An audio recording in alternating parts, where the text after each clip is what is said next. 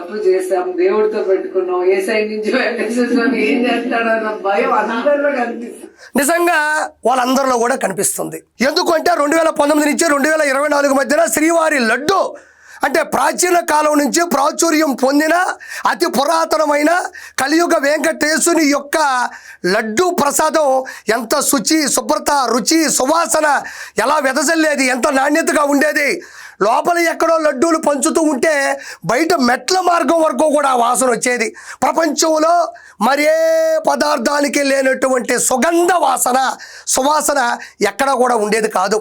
నాకు తెలిసి ఎవరెవరు ఫ్యాక్టరీలు పెట్టుకొని ఎవరెవరు నాకు తెలిసి స్వీట్లు అమ్మే వాళ్ళకు కూడా దీన్ని చూస్తే నివిరిపోయేవాళ్ళు.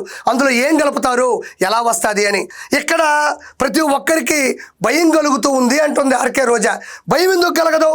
100% మరి ప్రపంచవ్యాప్తంగా వచ్చినటువంటి 100 కోట్ల భారతీయులు ఒక్కొక్కరు 2 సార్లు వస్తారు, 3 సార్లు వస్తారు. వాళ్ళ ఇష్ట ప్రకారం ముడుపుల కోసం మొక్కులు చెల్లించుకునేందుకు ప్రజలు భారీగా భారతదేశం ఆంధ్రప్రదేశ్లో ఉండేటువంటి తిరుమల కొండకు వస్తూ ఉంటారు.